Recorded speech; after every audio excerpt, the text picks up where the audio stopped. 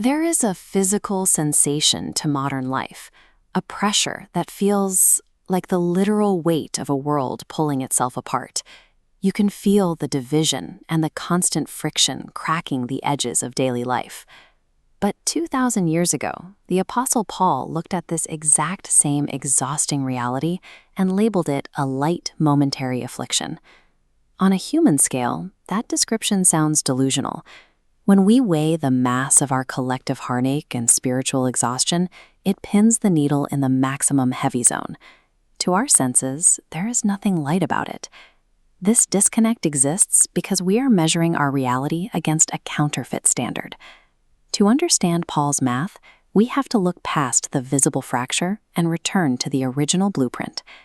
In nature, the law of the seed is absolute. An apple seed contains the unalterable blueprint for an apple tree. It cannot produce anything else. Humanity operates on this same principle, built from a single, shared divine origin that remains encoded in our design. This creates a startling contradiction. If we all carry the same unbreakable blueprint, we should theoretically function in perfect alignment. Instead, we see a global landscape defined by deep systemic hostility. A competing influence was introduced, layering a counterfeit philosophy over human perception. The clean signal became buried under a chaotic matrix. As it expands, this deceptive mindset masks the divine blueprint so effectively that the tangled web of false pathways looks like the only truth. Because the root of our division is this spiritual fracture, political and social arguments fail to resolve it. These efforts address the symptoms on the branches, but they cannot reach the deceptive philosophy that has hijacked the mind.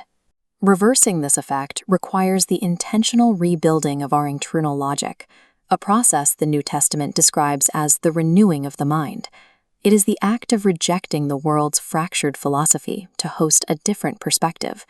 This process is anchored in the instructions of Proverbs 4:23, which tells us to guard the heart with all diligence. The heart serves as a wellspring. Every issue we face in life flows outward from this internal core. When divine truth is etched into that foundation, the core begins to act as an active filter. It deflects the chaotic, dark inputs of the surrounding world, ensuring that what flows out of you remains aligned with the original blueprint. Maintaining this focus is difficult. Living by the original design in a culture governed by a counterfeit mindset creates a constant, heavy friction. You see the division clearly, and you feel the weight of it. Guarding the heart doesn't remove us from the fractured world, but it keeps the fracture from moving inside of us. It preserves the original design in the midst of the static. This brings us back to the scale. We take all that friction, the division, the heartache, and the weight of this world, and we place it back on the side of affliction. Then we place Paul's counterweight on the other side, the eternal weight of glory. Notice the immediate recalibration. This eternal glory is so infinitely dense that when it hits the scale, the massive volume of our earthly suffering is catapulted upward. In the face of something so permanent, the affliction reveals its true status. It is light.